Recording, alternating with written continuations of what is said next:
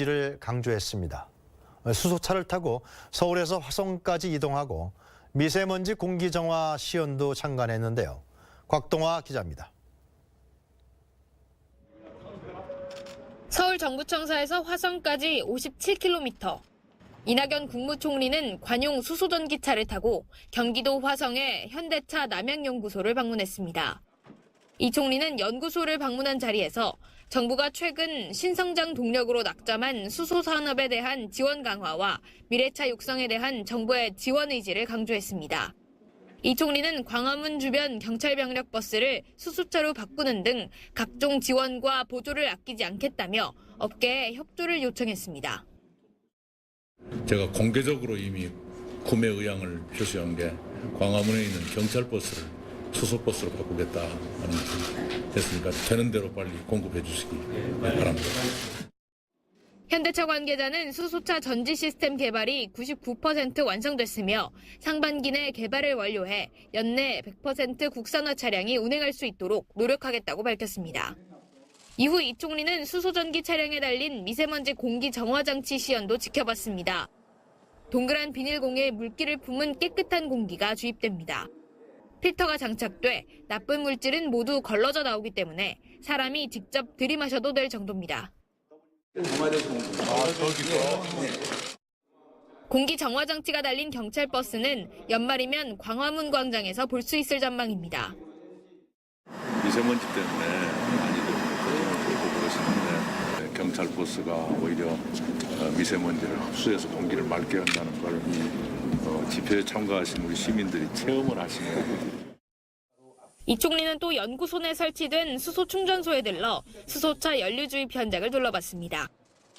KTV 곽동화입니다.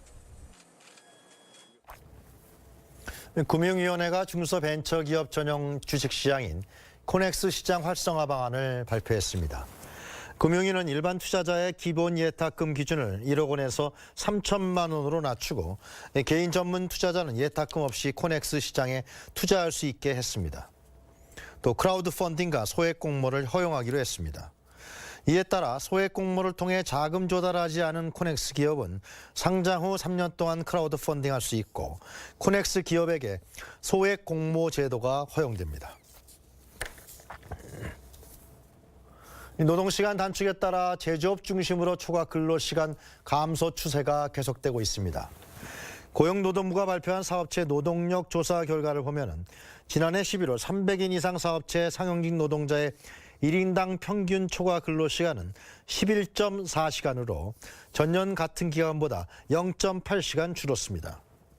이 중 제조업 사업체 상용직 노동자의 평균 초과 근로시간은 19.5시간으로 전년 같은 달보다 1.9시간 감소했습니다. 지난해 온라인 쇼핑몰 매출이 새벽 배송과 간편 결제 등 편의 기능 영향으로 16% 가까이 증가했습니다. 산업통상자원부는 지난해 주요 유통업체 매출이 전년 대비 6.8% 증가했다고 밝혔습니다.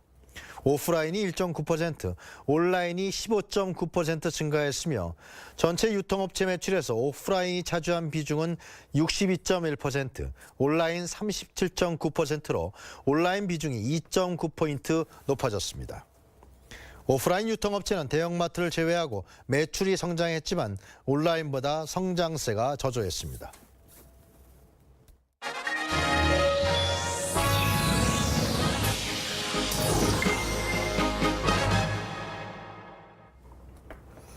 정부가 어제 예비 타당성 면제 대상을 발표했죠.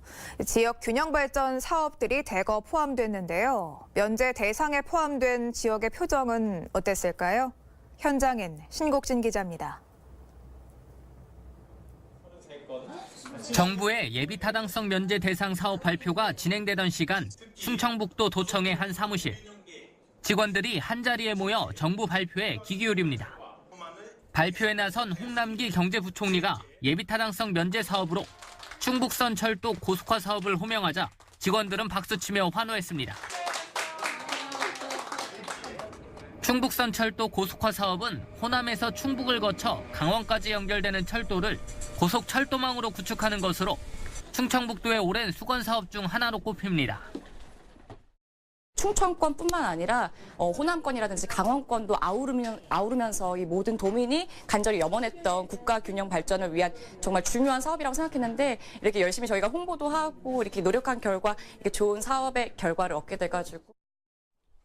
충북선은 전국 철도망 가운데 전국에서 유일하게 고속화 철도로 연결되지 않은 구간입니다. 지금 제가 서 있는 곳이 충북선이 지나는 청주공항역입니다. 지금 보시는 것처럼 철로가 노후화되면서 열차의 최대 시속은 120km에 불과하다고 합니다. 충청북도는 충북선의 최대 시속을 230km 이상 고속화해 국가 균형 발전의 동력으로 삼는다는 계획입니다. 또한 사업이 시작되면 12,000여 명의 고용 유발 효과와 1조 6천억 원의 생산 유발 효과를 기대하고 있습니다. 앞으로 충북선 철도 고속화를 포함한 이해타 면제 사업들이 조기에 착공, 완공될 수 있도록 최선을 다할 것입니다. 도민 여러분의 더 많은 성원과 관심을 부탁드리며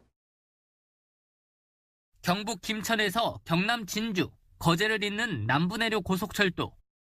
총 172km 구간 건설에 약 4조 7천억 원이 필요한 대규모 사업입니다. 경상남도 서부 지역이 1960년대부터 추진하던 사업으로 이른바 서부경남 KTX로 불립니다. 이 사업은 50년째 해결하지 못한 지역 수건 사업 가운데 하나입니다. 정부의 예비타당성 면제 사업으로 선정되면서 사업 추진이 탄력받을 전망입니다. 경상남도는 2022년 착공, 2028년 완공을 목표로 사업을 추진할 계획입니다. 특히 사업이 완료되면 수도권과 남해안을 2시간 생활권으로 형성하고 8만 개의 일자리와 10조 원의 생산 유발 효과가 있을 것으로 내다봤습니다. 도로에 깔린 레일 위를 전차가 달리는 방식의 트램.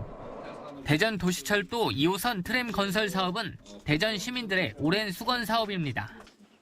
이번에 정부의 예비타당성 면제 사업에 포함되면서 사업 추진에 기대감을 내비쳤습니다.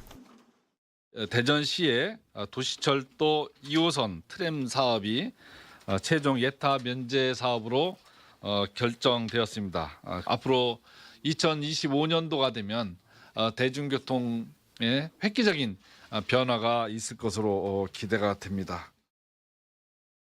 정부의 예비타당성 면제 사업에 선정된 지자체는 일제히 환영하는 모습이었습니다. 하지만 일부에서는 예비타당성 면제 사업을 두고 우려의 목소리도 있는 만큼 앞으로 사업 추진 과정에서 조금 더 꼼꼼하고 섬세한 진행이 필요할 것 같습니다. KTV 신국진입니다. 남북은 지난해 한강하고 수로 조사를 통해 선박에 항해할 수 있는 물길을 찾았는데요. 이 물길을 담은 해도가 공개됐습니다. 김유영 기자입니다. 지난해 말 남북 공동조사단이 실시한 공동수로조사 결과가 해도로 만들어졌습니다.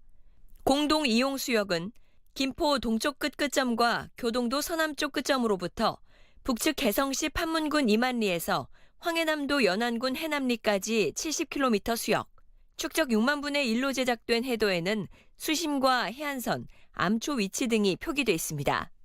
이 수역은 전체적으로 크고 작은 간사지와 해안과 평행하게 퇴적된 해안 지형인 사주, 1m 미만의 얕은 수심이 넓게 분포되어 있는 게 특징입니다.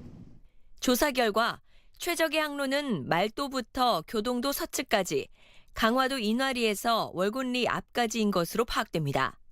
한강하고는 정전협정에 따라 남북의 민간 선박이 자유롭게 다닐 수는 있지만 군사분계선이 없어 우발적 충돌이 우려되면서 민간 선박의 항행이 제한됐습니다. 이번에 해도가 제작되면서 민간 선박 접근이 제한된 한강하구 수역을 군사적으로 개방해 새로운 평화 공간으로 복원할 수 있는 여건이 마련됐습니다. 이번에 제작된 남북 공동이용수역 해도는 항행하는 선박의 안전을 확보하기 위해 필요한 백길 정보를 제공하는 도면으로 제작된 해도는 오늘 오전 열린 군사 실무 접촉에서 북측에 전달됐습니다. 국립해양조사원은 앞으로도 정밀 수로 조사를 꾸준히 실시해 해도의 최신 정보를 반영할 계획입니다. KTV 김유영입니다. 하늘 위 주유소라 불리는 공중급유기. 하늘에서 전투기 연료를 지원하는 항공기인데요. 오늘 공중급유기 전략화 행사가 열렸습니다. 최영은 기자입니다. 공군의 주력 전투기 F-15K와 KF-16 편대에 하늘 위 주유소로 불리는 공군의 공중급유기가 나란히 날아오릅니다. 지난해 우리 공군이 첫 도입한 KC-330입니다. 대구 기지를 출발한 F-15K가 독도까지 날아 작전을 펼칠 수 있는 시간은 최대 30분, 연료가 한정돼 있기 때문입니다. 하지만 공중급유기가 함께 투입돼 작전 중에 연료를 한 번 공급받으면 작전 가능 시간은 3배 늘어납니다. 공군은 김해기지에서 첫 공중급유기의 전력화 행사를 열었습니다. 이 같은 급유기 한 대가 최대 연료를 탑재하면 F-15K 10대 이상이, KF-16은 20대 이상이 연료를 보충할 수 있습니다. 공군의 작전 능력이 획기적으로 향상되는 겁니다. 공중작전 반경과 작전 시간이 확대되어 우리 공군은 대한민국 영공방위 임무를 보다 완벽하게 수행하게 될 것입니다. 공군은 올해 말까지 순차적으로 세대를 추가 도입하고 교육 훈련 등을 거쳐 내년 7월부터는 실제 작전에 투입한다는 방침입니다. 공중급유기는 300명 이상의 대규모 인원 수송 등의 역할도 수행할 수 있어 향후 국제 평화유지 활동과 해외 구조 활동에도 기여할 것으로 보입니다. 공중급유기 사업에는 1조 4,880억 원이 투입됐습니다. KTV 최영은입니다. 강경화 외교부 장관이 오늘 오전 일본군 위안부 피해자 고 김복동 할머니의 빈소를 찾았습니다.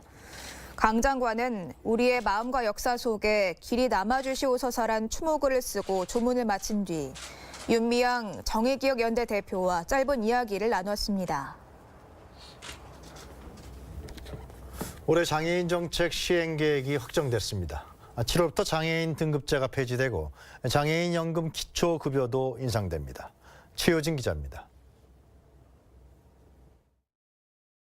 1에서 6등급까지 나눈 장애인 등록 체계. 정부가 오는 7월부터 장애인 등급제를 폐지하고 중증, 경증으로 단순화할 계획입니다. 현물, 현금 같은 서비스 지원 기준도 장애 등급 대신 일상생활 수행 능력, 가구 특성 등을 두루 조사합니다. 다만 건강보험료나 전기요금 감면 등은 편의를 위해 장애 정도를 기준으로 합니다. 장애 등급제 폐지가 올해 7월부터 시행됩니다. 오히려 지원을 덜 받게 되는 경우가 생기거나 불편과 혼란이 야기되는 일이 없도록 꼼꼼하게 준비해야겠습니다. 생계 의료급여 수급자를 위한 장애인 연금 기초급여액은 오는 4월부터 월 30만 원으로 오릅니다.